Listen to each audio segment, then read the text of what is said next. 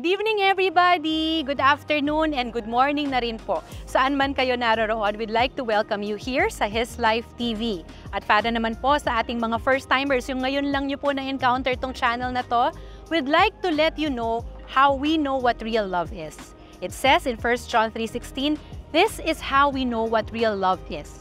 Jesus Christ laid down His life for you and for me. Ako po si Pritz Faustino from the Couples Tribe and gusto na rin po namin kayong anyayahan na please share the link and also like our social media pages on Facebook, Instagram, and also paki-follow na po itong ating YouTube channel. Ayan. And of course, we'd like to let you know na pwede po kayong mag-comment anytime of the celebration para po malaman namin kung ano yung impact ng word sa inyo o kung nasaan kayo sa mundo. Gusto po namin talaga na maging connected po sa inyo. Ayan. Ngayon naman, can I just read a verse for you before we start our worship? It says in Psalms 100, verses 4 to 5, sabi niya, enter His gates with thanksgiving.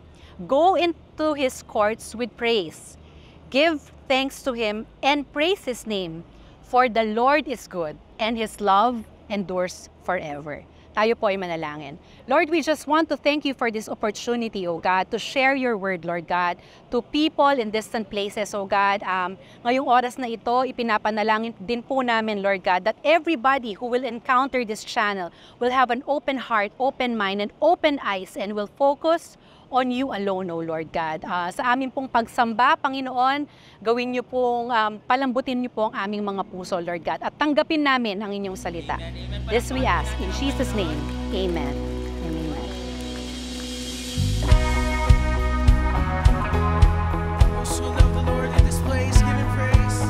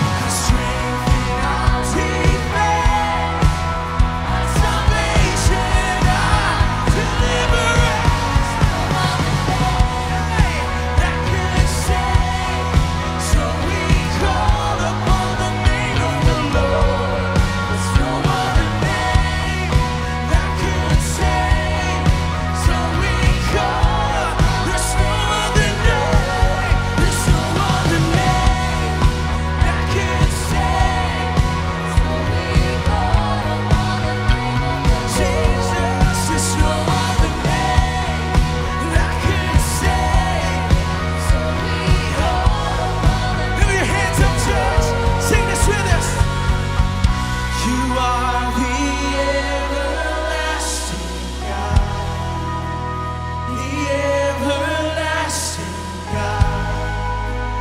You do not faint, you won't grow weary. You're the defender of the world. You comfort those who need. You lift us up on wings. Now give it everything you got. See it one more time. You are the everlasting God.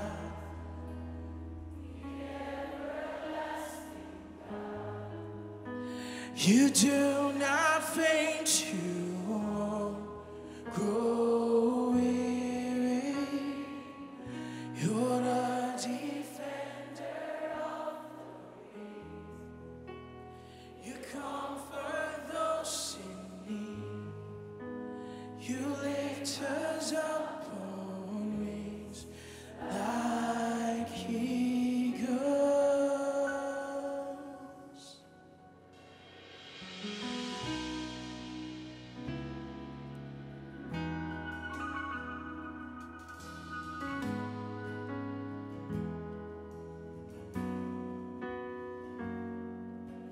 Blessed are those who run to him, who place their hope and confidence in Jesus. He won't forsake them. Blessed are those who seek his face, who bend their knee and fix their gaze on Jesus. They won't be shaken. Come on and praise the Lord with me. Sing if you love his name. Come on and lift your voice with me. He's worthy of all our praise.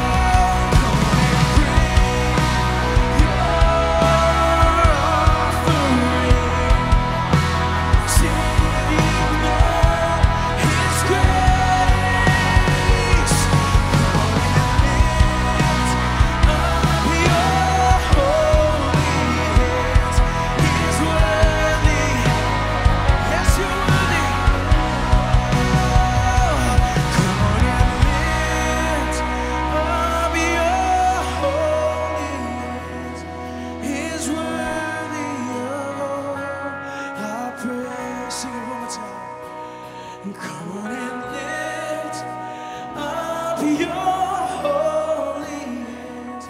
He's worthy of all our praise.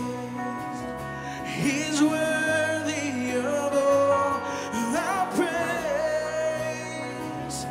He's worthy of all our praise. If you believe that He's worthy, come on, you can do better than that. Give Him the highest praise. Glorify and magnify the Lord with us, church. Lift His name, for He is more than worthy of our praise. Jesus, you are most deserving of everything that we can possibly get.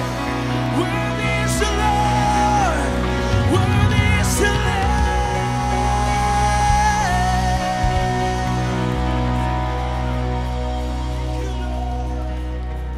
We bless your holy name, Jesus. We lift up this holy hands for your glory. Not just because we have needs and wants, Lord, but just because we love you with everything that we have, heart, mind, soul, and strength. We don't hold back our praises nor our worship to you. Just remembering what you've done for us, Lord, the love and the grace that you poured out for us, Lord. Just for us to enjoy this moment, this freedom. We appreciate your most holy presence. Lord, I pray that you open up the heavens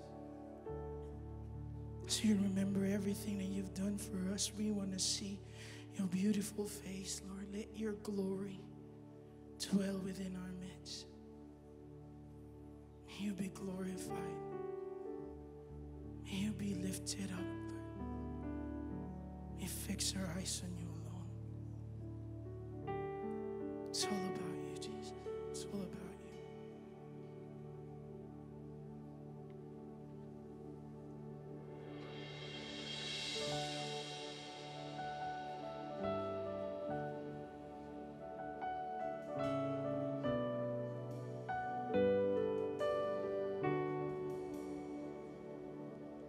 See, on the hill of Calvary, my Savior bled for me. My Jesus set me free.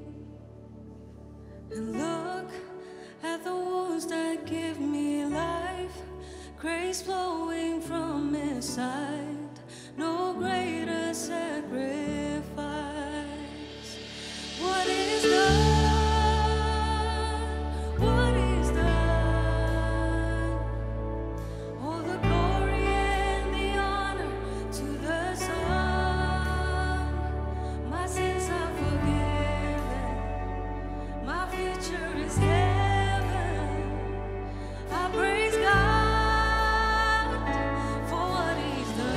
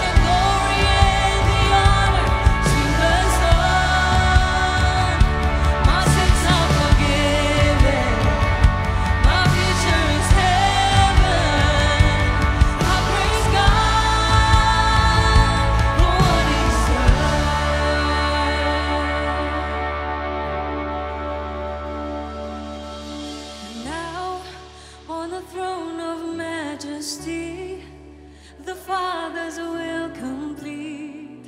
He reigns in victory. Sing hallelujah to the King.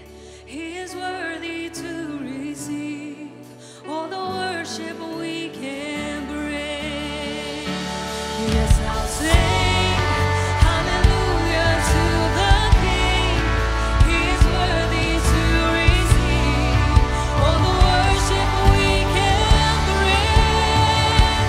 For what He's done, what He's done. All the glory and the honor to the Son. My sins are forgiven. My future is heaven. I praise God, oh, I praise God for what He's done, what He's done, what He's done. All the glory and the honor to the Son. Through Jesus, my sins are forgiven. My future is heaven. I praise God for what He's done. I praise God for what He's done. I praise God for what He's done.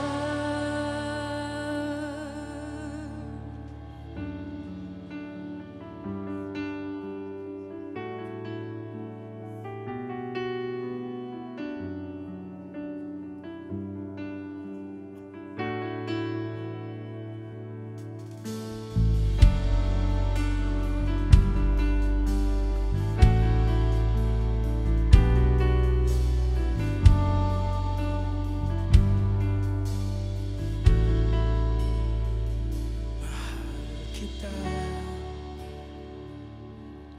walang hanggan ang iyong biyaya, buong buhay hawak mo sa iyong kamay.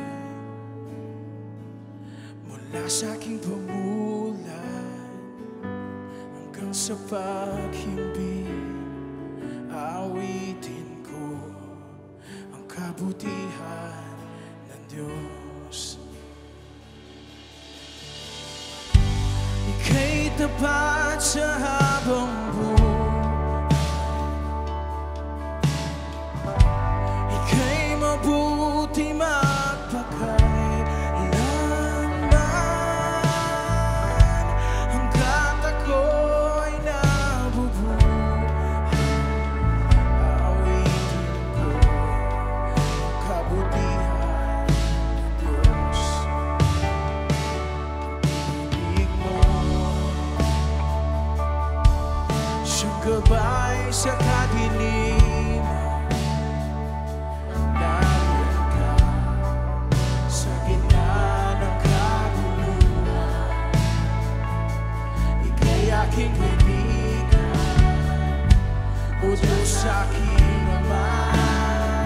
At ako'y buhay sa kabutihan ng Diyos. Ika'y tapat sa habang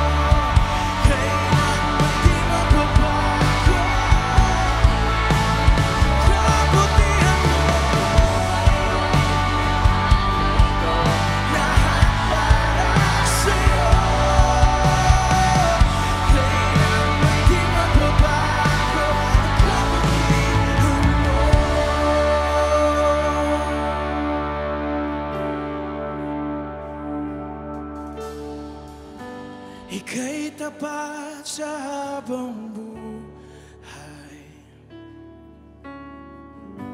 Ika'y mabuti magpakailanman, hanggat ako'y nabubuhay. Awitin ko ang kabutihan ng Diyos.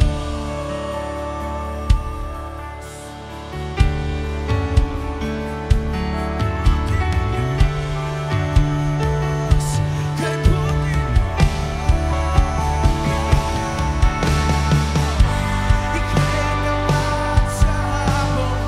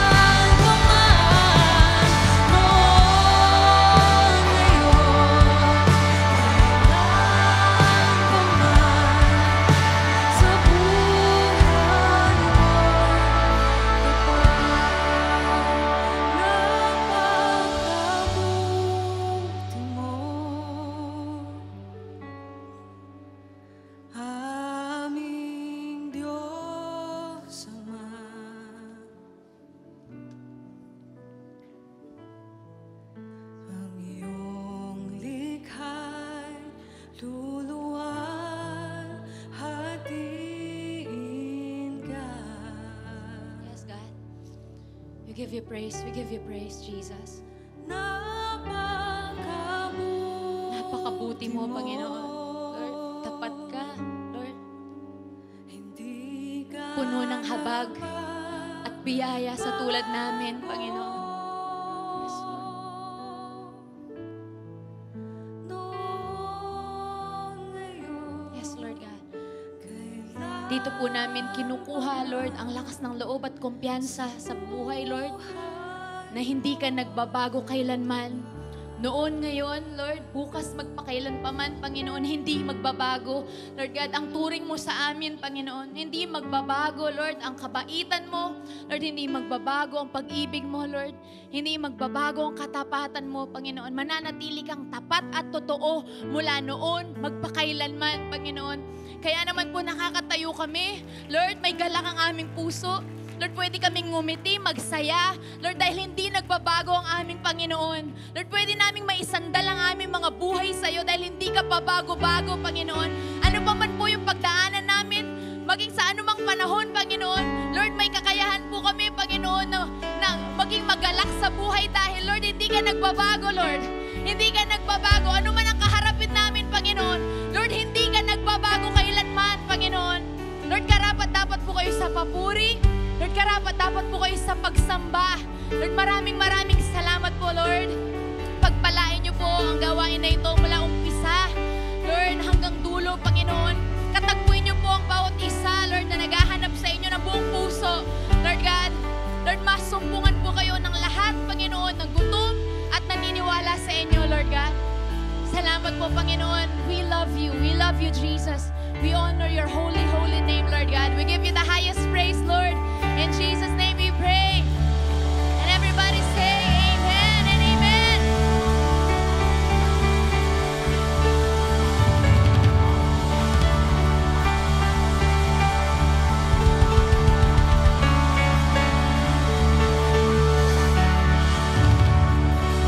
Praise God, praise God.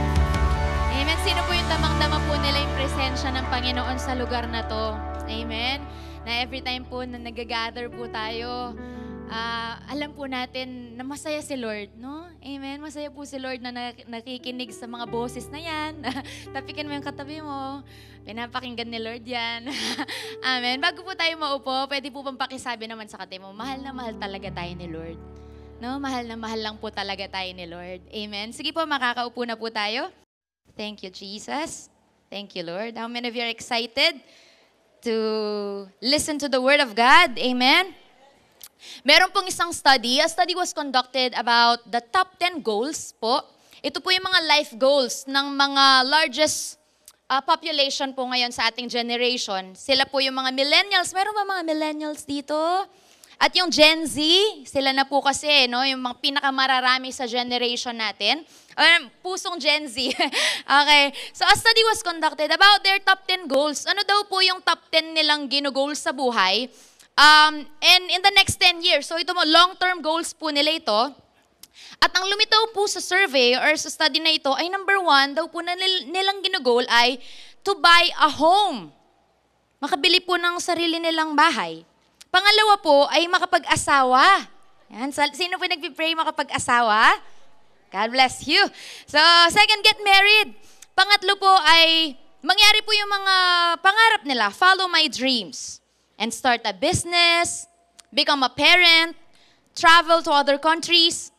And ito siguro sasaya yung mga magulang dito. Become financially independent from my parents. Amen? Start a career. And dito po medyo nagulat ako kasi parang yung mga dating-dating generation, yung mga medyo matatanda po, parang ito yung number 1 sa goal nila finish my education. 'Di ba? Parang dati po ang goal talaga ay makapagtapos. Yun lang. Yan alam nila. Susunod na lahat. Parang ganun. Pong ito pang 9 na lang ang finish my education. And number 10, find out who I really am.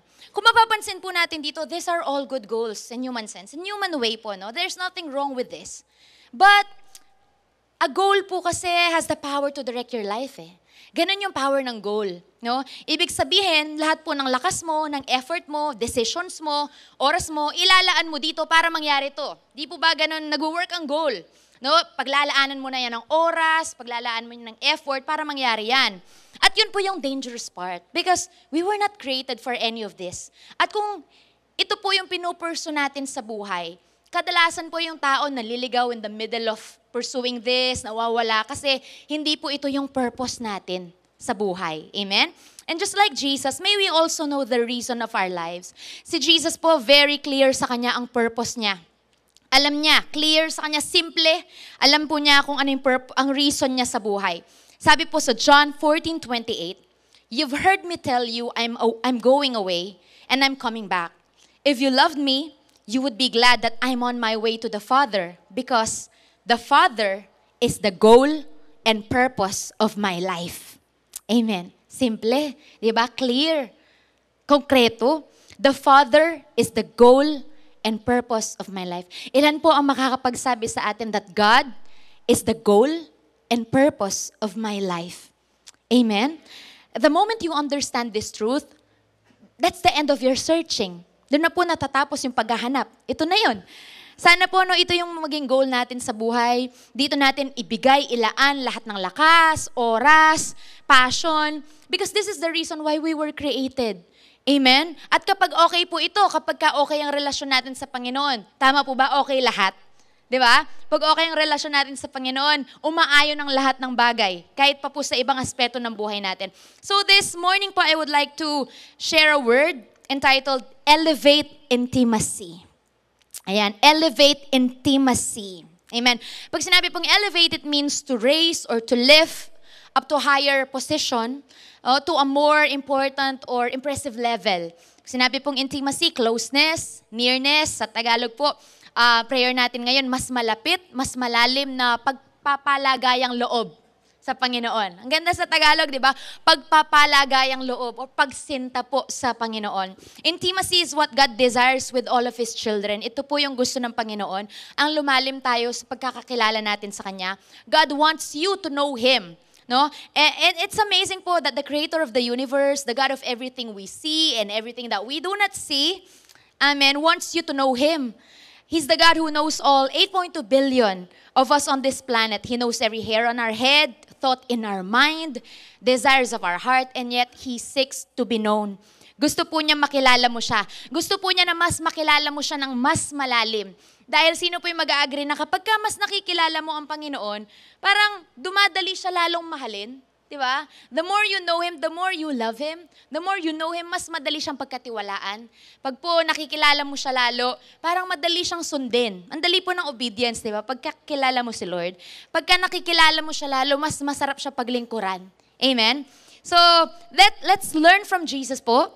Let's take a look at how Jesus developed an elevated intimacy with the Father. And interestingly po, makikita po natin ito sa kanyang buhay panalangin. So yung mga kwento pong isi-share ko dito ay ilan po ito sa mga pagkakataong nagpipray si Jesus at may malalearn po tayo dyan tungkol sa intimacy niya kay Father God. Amen? So number 1, sino po muna dito ang gusto ng intimacy with the Lord? Meron po ba? Life goal niyo po ba yan? Ang mas lumalim pa sa Panginoon? Amen? Amen?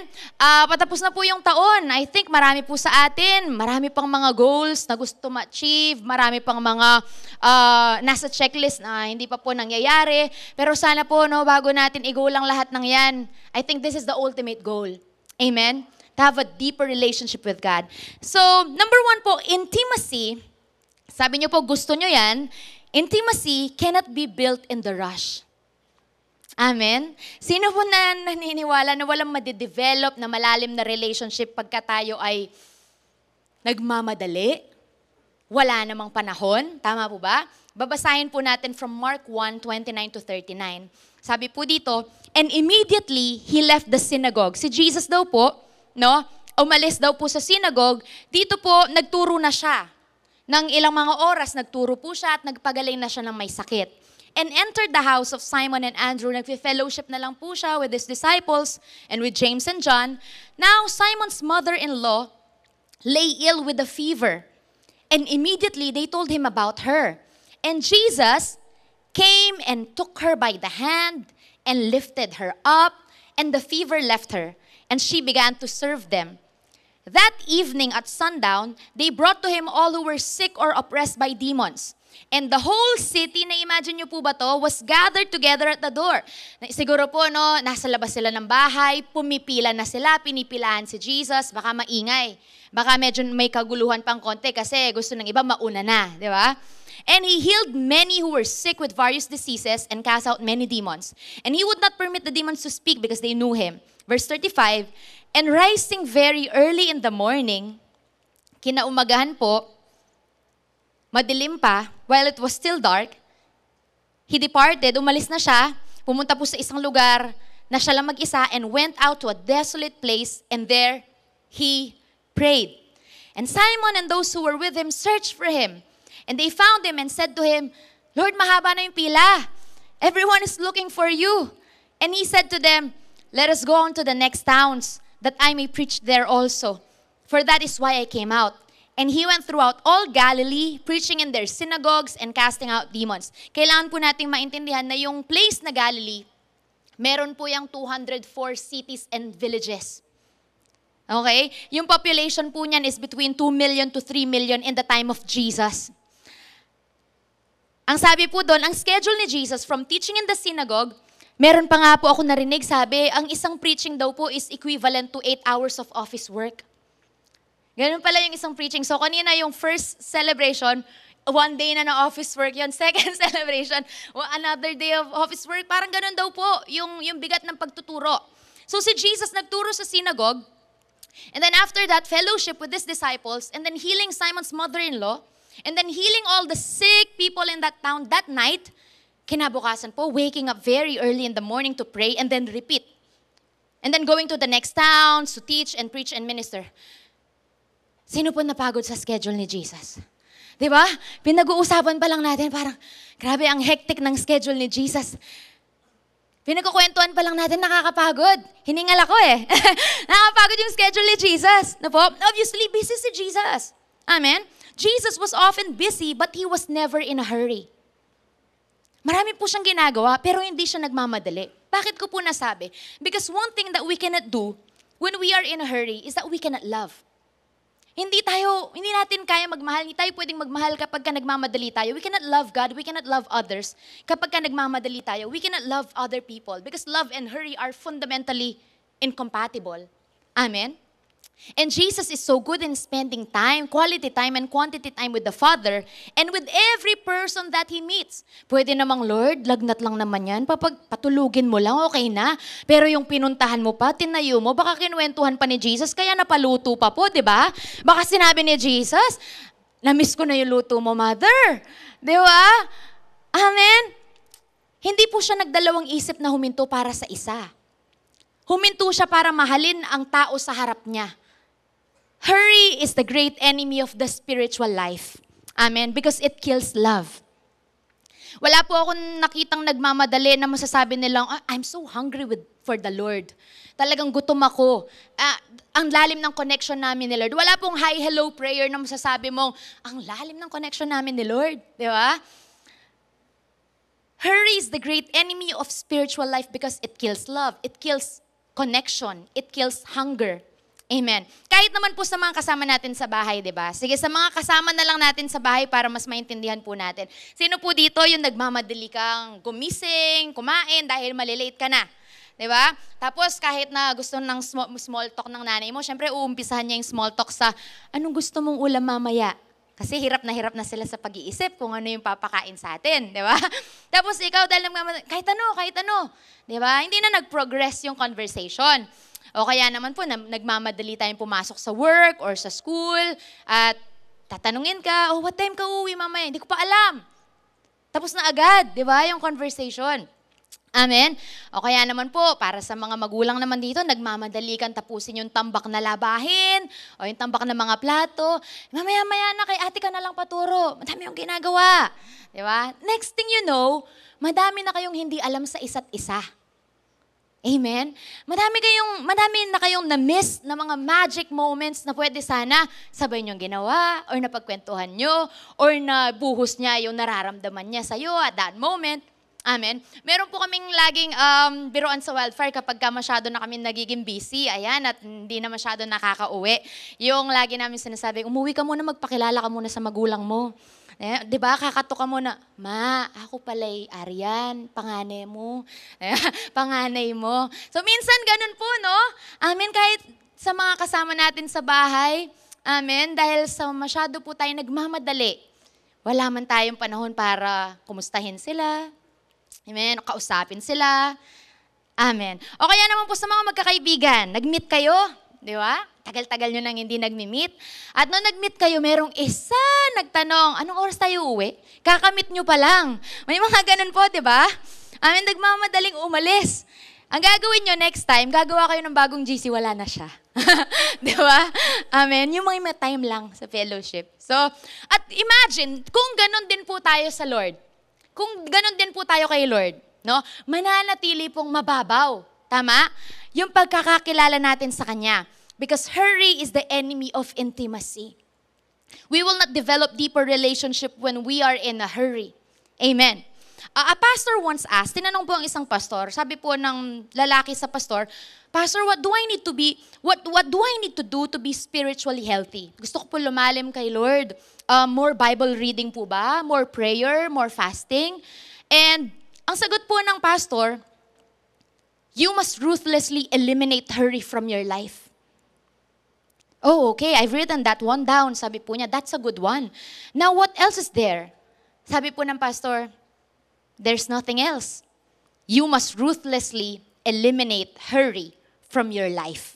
Amen. Pwede bang pakisabi naman po sa katabi mo, slow down. Amen. Eliminate hurry from your life. Sino po nag-agree makakapanalangin po tayo ng totoo kapag hindi tayo nagmamadali, di ba? Tsaka pa lang natin mararanasan ang power ng pagbabasa ng Bible kapag hindi natin minamadali. Tsaka pa lang natin na-enjoy ang presence ni Lord kapag hindi natin minamadali. Di po ba? Because hurry is just a result of my desire to get on to the next thing instead of paying my full attention to what it is I'm doing at the moment. Ganun po yung hurry eh. No? Hindi tayo makatagal sa prayer kasi naiisip na natin yung messages na gusto nating replyan. Habang nagpipray ka, naiisip mo na, tambak na yung notifications ko niyan, gusto ko nang i-check. Amen? Kaya po tayo nabobore sa Bible reading kasi, ay, lumabas na niyan yung mga new episodes sa K-drama na sinusubaybayan ko, baka matambakan ako. Di ba? Amen? Hurry is just a result of my desire to get on to the next thing. Hindi ka pa tapos dito, hindi mo nabibigay yung full attention, full affection mo, naisip mo na yung kasunod mong gustong gawin. Hurry is the enemy of intimacy. And one of the saddest thing we do is rush. Rush in the presence of God when He wants us to rest in the presence of God. Amen? So slow down. Slow down, love God. Amen? Slow down and let God love you. Amen. This is the reason why we are still tired. Meron po, di ba, yung parang nagpray naman ako, pastor, or nagbasa naman ako ng Bible, pero parang di maalis-alis yung bigat, yung takot, yung mga alalahanin. Alam niyo po bakit? Because you are still empty. Because you are in a hurry. Amen. Hindi pa po tayo puno, hindi pa tayo puspos, umaalis na tayo. Ini-end na natin. So how often are you in a hurry? What aren't you able to do when you are in a hurry? Kaya po mas maganda siguro i-practice natin, no? Kasi po itong mga ganito, pinapractice po talaga, tinitrain dapat tayo to slow down, okay, and to seize the moment, and then stop for the one, and love the person in front of you. Like, kunwari po, sino dito yung nagmamadali papasok ng sanctuary kasi mauubusan ka na ng upuan? Hindi mo na napansin yung 10 usher na nag-hi sa'yo at nag-good morning sa'yo. Di ba?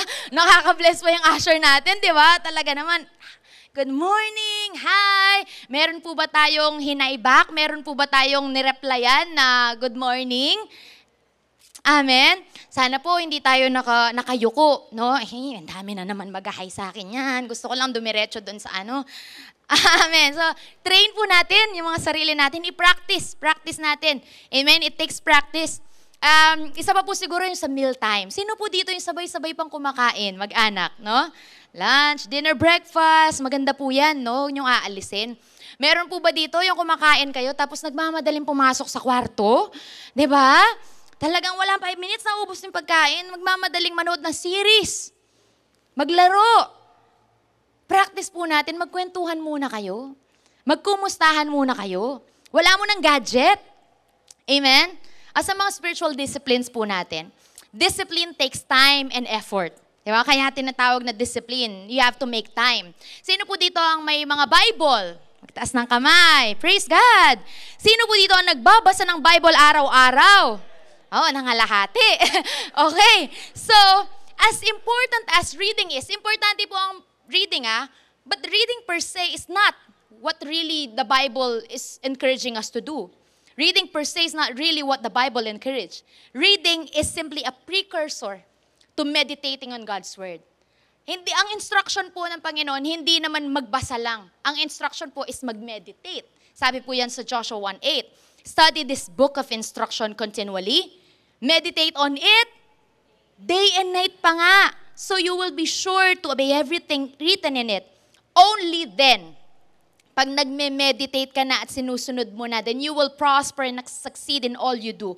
Kaya po talaga hindi dapat natin minabadali yung pagbabasa Kasi ang purpose hindi naman magbasa. Ang purpose po is mag-meditate. Amen? Sabi pa po, meditate on it day and night. Meditation means remembering. Repeating in your mind so you don't forget. No? Because you become what you meditate. Doon pa lang po natin nararanasan yung power ng Bible. Kapag ka nagme-meditate ka, dahil sa kaka-meditate mo, nagbago yung heart mo, change ng word yung heart mo, yung perspective mo. Amen? You become what you meditate. Ang Hebrew word po for meditate is ruminate. Ang ibig sabihin po nun, to chew repeatedly for an extended period. Para pong baka. Nakita na po kayo ng baka na ngumunguya ng dikot? Yan, ng grass, di ba? Ano pong gagawin niya? Nguya, nanguya, hanggang pag niluwa po niya, dry na dry. Wala na yung katas, wala na po, dry na. Kasi ang ginawa po niya, kinain lahat ng katas, yung nutrients, kinuha lahat. Ganon daw po yung meditation. Amen. Ganon yung instruction sa atin. Nguyain natin yung Word of God, pagbulay-bulayan natin hanggang makuha natin lahat ng nutrients, lahat ng benepisyo, lahat ng pwede natin pakinabangan dun sa Word of God. Amen. Amen. And then you will come out of your time of prayer, of your Bible reading time, strengthened and nourished for the day ahead. Sino po dito ang naranasan na nagbabasa ng Bible tapos parang wala nangyayari? Kadalasan may mga ganun po, di ba? There are times when the Bible seems dry. And God knows that. God knows that sometimes the Bible doesn't come alive at times. At in those times po, dun tayo sinusubok ng Panginoon. Amen? God is looking into our hearts and He's looking for desperation and hunger. Amen? That even though you don't understand what you are reading sometimes, if you prayerfully read your Bible and ask the Lord, Lord, make yourself real to me today. Unknowingly po, it will still execute what you've read in your life. Mangyayari yan sa buhay mo. Amen? Wala po akong alam na sitwasyon sa buhay natin na pwede nating kaharapin na hindi makikita ang solusyon sa Bible. Lahat ng sitwasyon sa buhay natin, lahat ng mga pwede nating kaharapin ng solusyon po nasa Bible yan. Amen? Dito po, sino nagpipray? Amen! Nagpipray araw-araw. Meron po akong hindi makalimutan na shinare ng isang woman of God sa Prayer Works. I think nasa Greenfields pa po tayo noon, no? Sabi po niya, Satan will try his best to hinder you from praying. If he cannot hinder you, he will distract you from praying. Gagawin daw po ng diablo lahat para hindi ka manalangin. Pero dahil syempre hindi ka papayag na hindi nananalangin, magpipray ka pa rin. At ang gagawin naman niya, i-distract ka na lang. If he cannot distract you, he will make sure to shorten your prayer. Siguraduhin po niya maikli ka na lang manalangin. Amen? Jeremiah 29:13. Ang sabi po dito, and you will seek me and find me. Pag daw po hinanap natin si Lord, masusumpungan natin si Lord. When? Paano po kapag ganito yung pagsisearch? When you search for me with all your heart. All your heart. Mahahanap mo pa lang daw po ang Panginoon kapag hinahanap mo na siya ng buong puso. Kapag ka talagang naibigay mo lahat ng atensyon mo at talagang gustong-gusto mo na lang siya maranasan. Alam po natin yung concept ng seeking and searching, di ba? Kapag may hinahanap tayo tapos nandito lang, hindi mo masabing, ay nasik ko, na-search ko. Kasi abot mo naman di ba?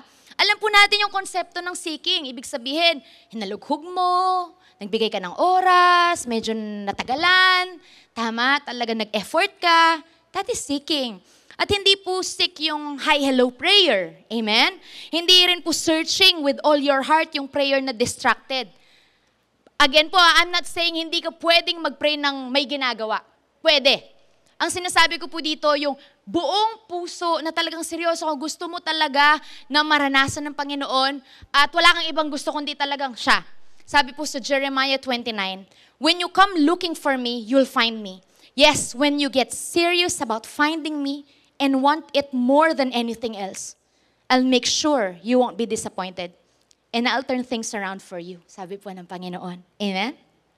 Psalm 37:7, sabi pa po doon, "Be still in the presence of the Lord." Oh, may stillness pa. Kaya talagang hindi po talaga pwede yung madalian sa prayer. Amen? Kasi gusto pa ni Lord, mag-wait ka, mag-rest ka, and wait patiently for Him to act. Isaiah 40:29, He gives power to the weak. Papalakasin ka pa niya, huwag ka munang aalis, huwag mo munang i-end. And to those who have no might, He increases strength. Even the youth shall faint and be weary, and the young men shall utterly fall. But those who may waiting pong nakasama on the Lord, sila yung lumalakas, sila yung nakakasumpong ng kalakasan kasi naghintay sila. Amen? They shall mount up with wings like eagles, they shall run and not be weary, they shall walk and not faint. Interestingly po, ang word na wait, sa Hebrew, ang word na wait po, it means kava. Kava means to bind together like a cord. Every time daw po na hinahanap natin ng Panginoon at hina-allow niya na maghintay po tayo, God wants us to braid or twist ourselves around Him. Gusto po niya dun sa paghihintay, lalo kang dumidikit. Lalo mong pinupulupot ang sarili mo sa Kanya. Amen? And then, God will do the strengthening. You will mount up with wings like eagles, run and not grow weary, walk and not faint. You twist yourself around God. Ipulupot mo yung sarili mo sa Diyos. Yun daw po yung paghihintay. Amen? And don't get discouraged po if your first few times of intentionally meeting with the Lord seem to go nowhere. Kung kanina po, meron mga pagkakataon na kapag nagbabasa tayo ng Bible, parang walang nangyayari. Tama ba? Kapag may mga pagkakataon din na pag nagpipray tayo, parang walang nangyayari. Di po ba? Kapag ganun daw po yung nararanasan natin, huwag tayo ma-discourage. Kasi ang panalangin, may seeking, may waiting, may resting. It takes time. So take a little longer. Amen? And also keep in mind that the devil will challenge this significant time. The enemy will not take it sitting down, nahahayaan ka lang niya na maranasan mo yung presence ng Panginoon. The enemy knows the value and power of God's experienced presence. The enemy knows that wherever Jesus is, people are set free, people are healed and empowered by the Holy Spirit and the Word. So press through. Amen? Huwag ka munang titigil. Hanapin mo ang Panginoon. Press through when this time is challenged. Sad reality, sabi ng isang man of God, before, the disciples prayed for 10 days and preached for 10 minutes and 10,000 are being saved. Today, disciples pray for 3 minutes, preach for 3 hours, and no one got saved. Meron pong isang powerful man of God, powerful preaching and ministry. Tinanong po siya, "How long did you prepare for this powerful message?" Sabi po sa kanya, he answered, 20 years. In other words, it wasn't the 4 to 6 hours of studying that enabled him to preach. It was his consistent, daily devotional time with God that prepared him for such a great ministry. Amen. At ganun din po sa atin. Your consistent, daily devotional life with God is what will prepare you for the greater things ahead. Amen. It's not the spectacular things and activities, it's the daily, consistent walk with God. Tinanong po si Billy Graham, tinanong po siya kung uulitin ang buhay mo, may mga babaguhin ka ba? Sabi po, if Graham had the opportunity to live his life over again, he said there are things he would do differently. Sabi po niya, I would study more. I would pray more. Travel less. Take less speaking engagements. I took too many of them in too many places around the world, he said. If I had it to do over again, I'd spend more time in meditation and prayer and just telling the Lord how much I love Him and adore Him. And I'm looking forward the time we're going to spend together for eternity. Amen. So wait upon the Lord daily with His Word in front of you. Don't rush away from His presence until His Word, yung hamog. Yung hamog po kasi magre-refresh sa atin yung Word. No? Yung magre-refresh ng souls natin. Regardless of all your natural limitations, hectic schedule, pagod, puyat, and many responsibilities, just like Jesus, let us prioritize our intimacy with the Father. Amen? Because he who spends the most time in His presence knows Him more, therefore, loves Him more. Amen. Amen? Nakakasunod po ba tayo?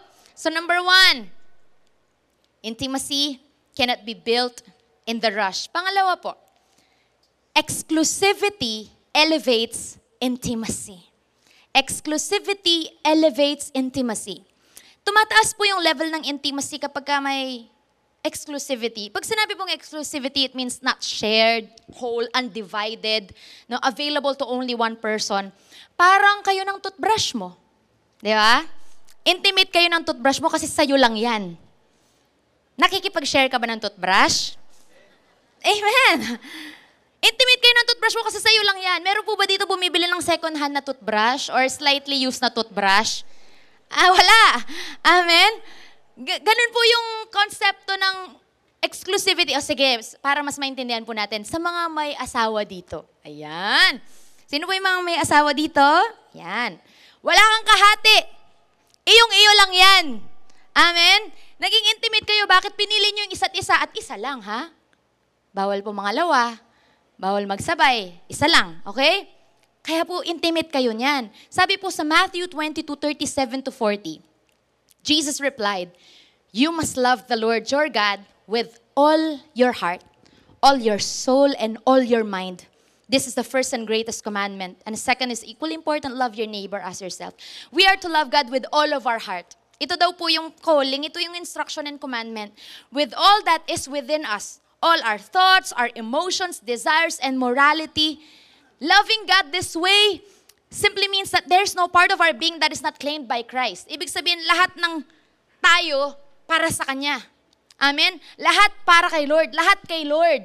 Amen. Kung i-reflect po natin yung character ni Lord at yung grace niya sa mga buhay natin, I think the right response is this: to love God with everything we are. Amen? All. Walang kahati. And Jesus never compromised His devotion. Kung makikita po natin, may isang time na tinempo siya ni Satan, no? Na i-shortcut na lang. Shortcut, the taking charge of this fallen planet. Sabi po ni Satan, hindi ka na kailangan mag-suffer. Hindi mo kailangan mamatay. No? Worship mo lang ako. Mapapasayo lahat ng yan. Basahin po natin, Matthew 4. Then Jesus was led up by the Spirit into the wilderness to be tempted by the devil. And after fasting 40 days and 40 nights, sabi na nananalangin po siya, he was hungry. And the tempter came and said to him, "If you are the Son of God, command the stones to become loaves of bread." Gutom na po si Jesus. But he answered, "It is written, man shall not live by bread alone, but by every word that comes from the mouth of God." Then the devil took him to the holy city and set him on the pinnacle of the temple and said to him, "If you are the Son of God, throw yourself down, for it is written, He will command His angels concerning you.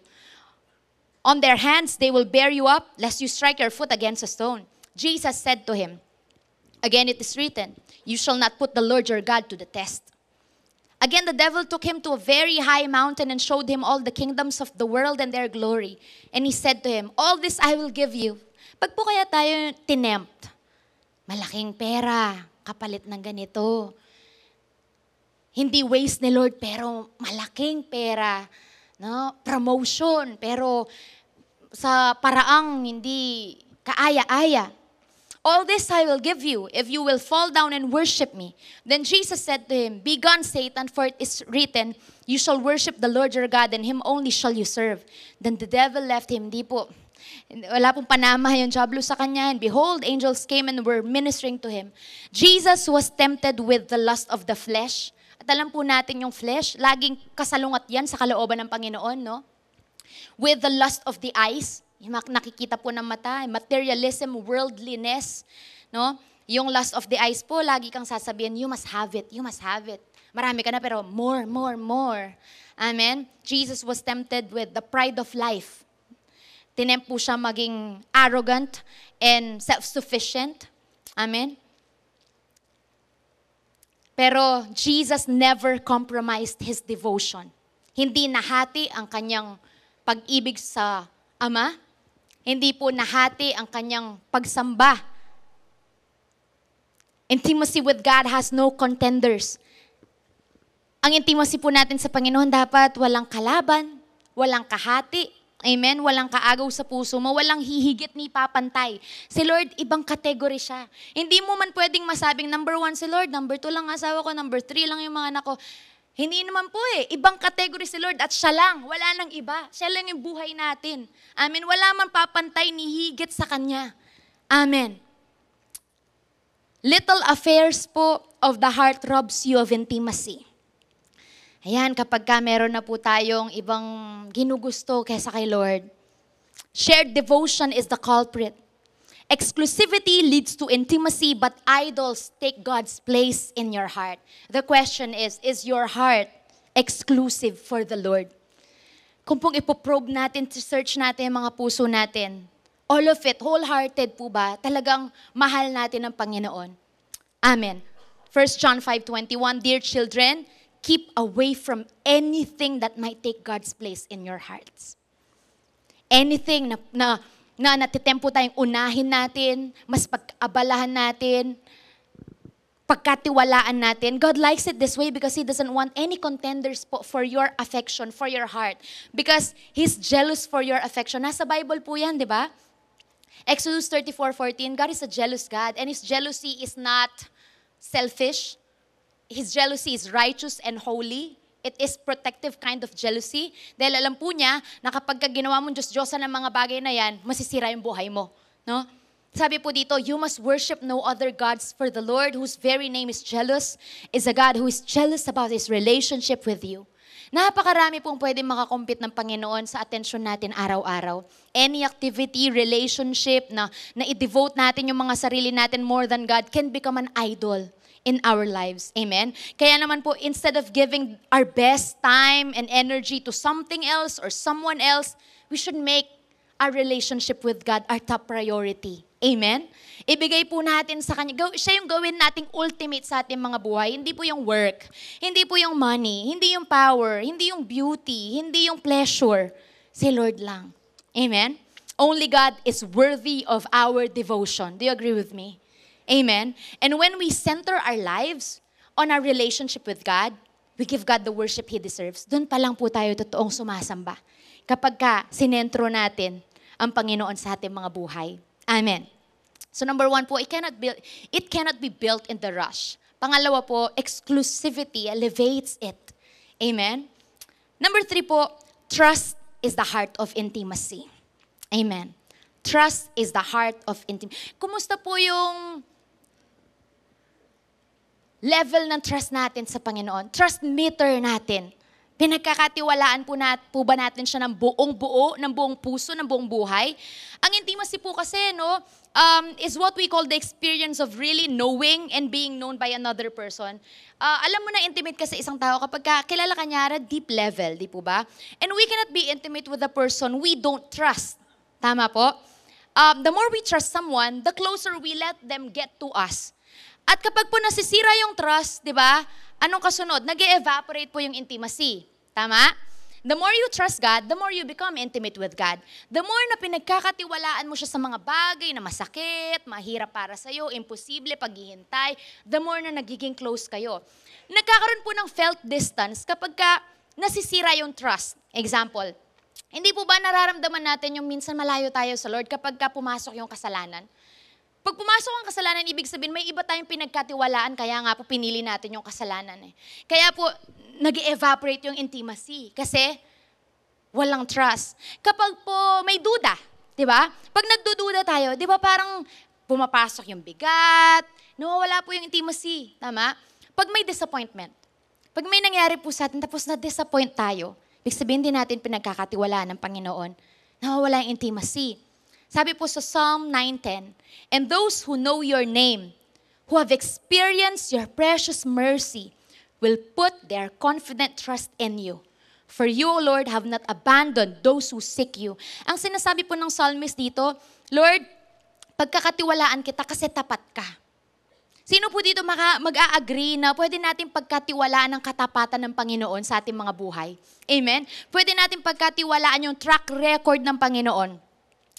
May mga believers po na may trust issues, no? Maybe they have been betrayed or mistreated or injured by people in the past. And nakakalungkot po, tina-transfer po nila ito, yung mistrust, to their relationship with our Heavenly Father.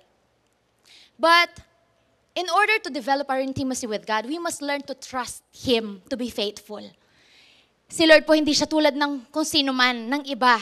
Lalo na yung mga nanakit po sa atin. His faithfulness is perfect. Amen. His goodness is naturally perfect. Amen. And one common mistake po is thinking that nearness is equivalent to knowing a lot of things about God or accumulation of knowledge. Akala po natin, kapag marami tayong alam tungkol sa Panginoon, malalim na tayo. Hindi po. Knowledge is not synonymous with trust. Amen. Nakakatulong po yung knowledge na yan kung ginagamit natin yan para pagkatiwalaan siya and then equals intimacy. Pero kung nire-replace po natin ng biblical knowledge, yung pagtitiwala dapat natin sa Panginoon, it will lead to pride. Amen. Intimacy with God often occurs in the places where we trust Him more. We trust Him most. Sa mga lugar po sa buhay natin na pinagkakatiwalaan natin ng Panginoon, doon po natin ramdam na close tayo kay Lord, di ba? Amen? Ano man po yung pinagdadaanan natin, ano man po yung pinagdadaanan mo, ikakalapit mo lalo yan sa Panginoon kung pipiliin mo siyang pagkatiwalaan. Release mo. Let go mo. Trust Him. Trust God instead. Whatever it is that challenge your trust in God, use it to become intimate with Him. Ano man po yan, nahihirapan ka magtiwala, gamitin mo yan para lalo ka mapalapit sa Kanya.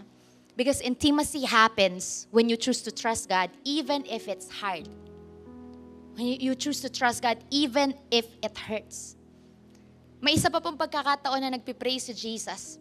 Luke 22, ang sabi po dito, and He was withdrawn from them about a stone's throw, and He knelt down and prayed, saying, Father, if it is your will, take this cup away from me. Nevertheless, not my will, but yours be done. Naglalaban po no? May struggle.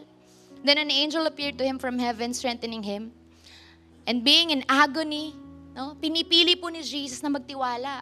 Kaso masakit, kaso mahirap yung pagdadaanan niya. Pero kaya po siya nasasaktan physically kasi may paglalaban Pinipili niya na magtiwala. He prayed more earnestly. Then his sweat became like great drops of blood falling down to the ground. Si Jesus din po nahirapan, nag-struggle. Pero pinili niya magtiwala sa kalooban ng Panginoon. Those who know intimacy with Him feel the safety that comes with submission to His will. Lahat po ng mga malapit sa Panginoon, totoong intimate kay Lord, payapa, ano man ang gawin ng Panginoon sa kanilang mga buhay. Amen?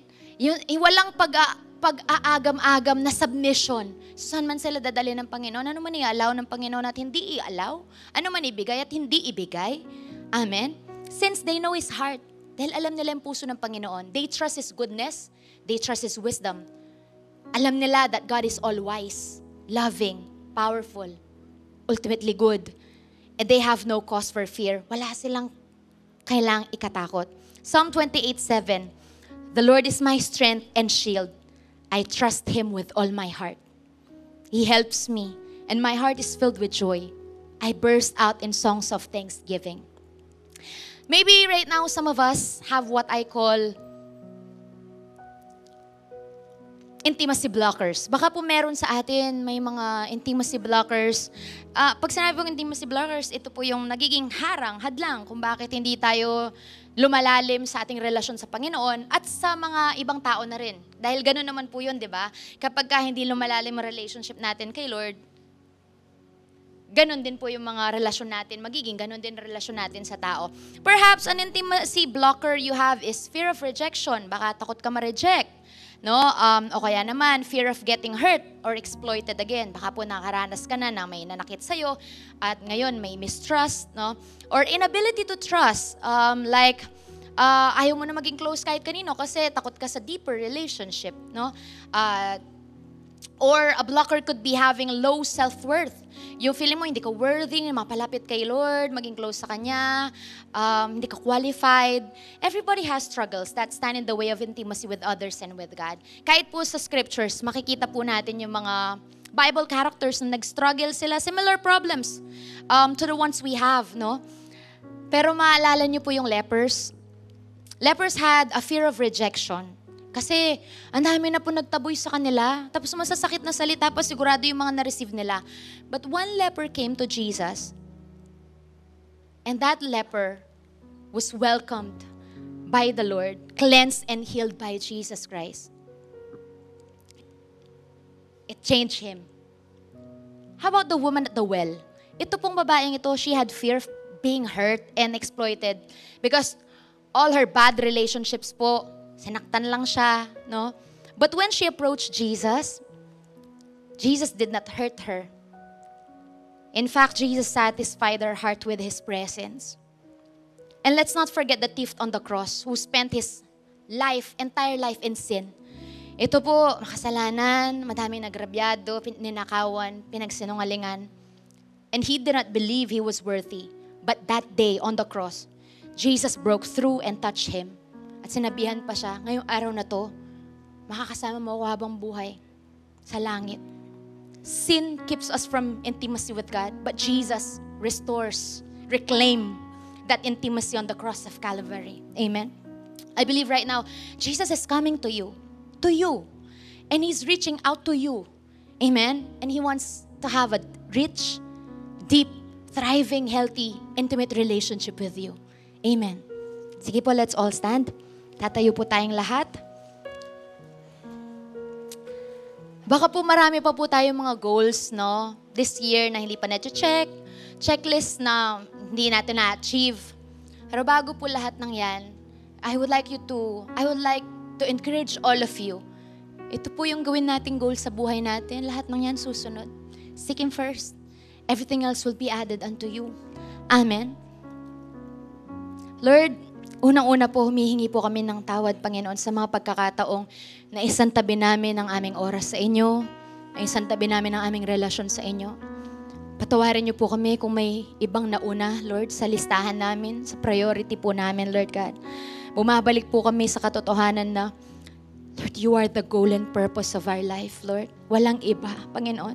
Only you can satisfy. You are the all-satisfying God. Oh Lord, you are our life. In our world, oh Lord. You alone complete us, Lord God. And we just want you, nothing else, Lord. Nothing else matters, Lord God. We just want you. And Lord, right now, binibigay po namin ang aming buong tiwala. Hindi 99, hindi 90, 50%, 100% trust in you, Lord God. Sa'yo lang kami sasandal. Ikaw lang ang nararapat sa aming pagsamba, sa aming pag-ibig, sa aming oras, sa aming buhay, Panginoon. Thank you, God. You are the goal and purpose of my life, Lord. We give you the highest praise in Jesus' name. Let us worship the Lord.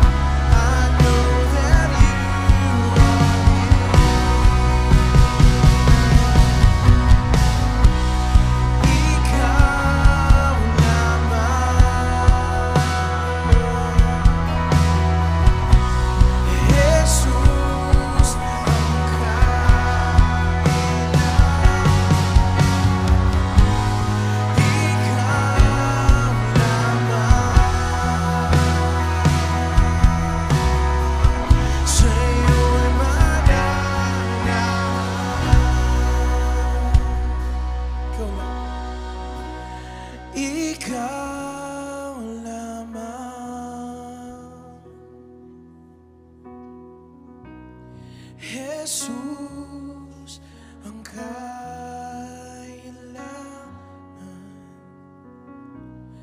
ikaw lamang. Sa'yo'y mananahan. Yes, Lord, ito po yung prayer namin ngayon, Lord. Dalhin niyo po kami sa mas malalim, Lord, na relasyon at pagkakakilala po sa inyo, Lord God.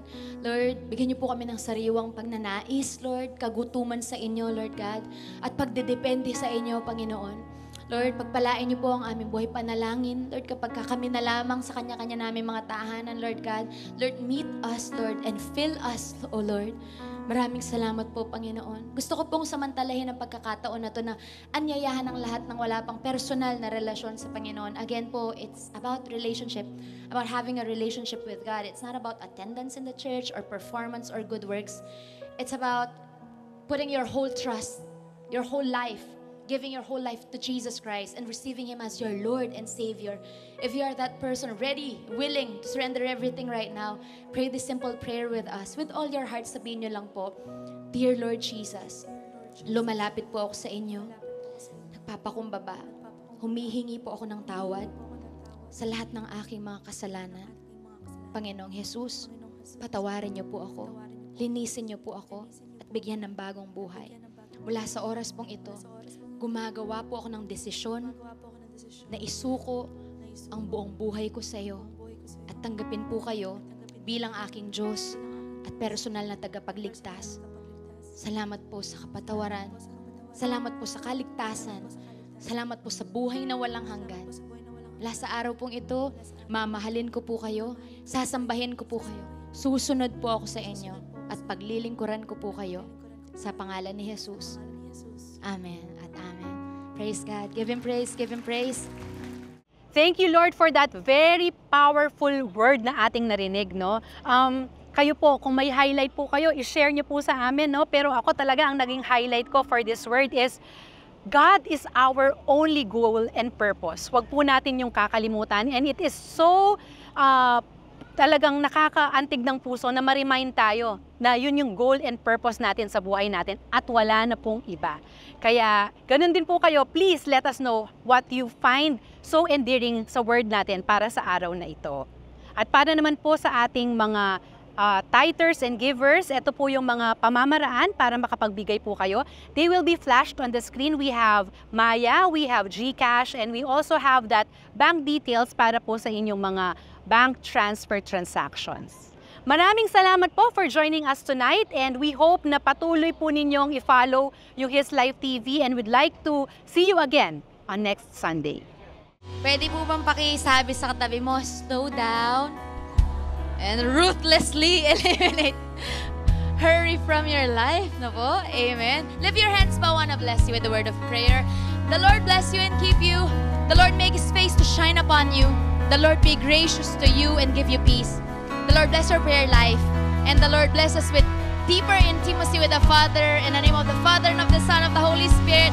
And all God's people say,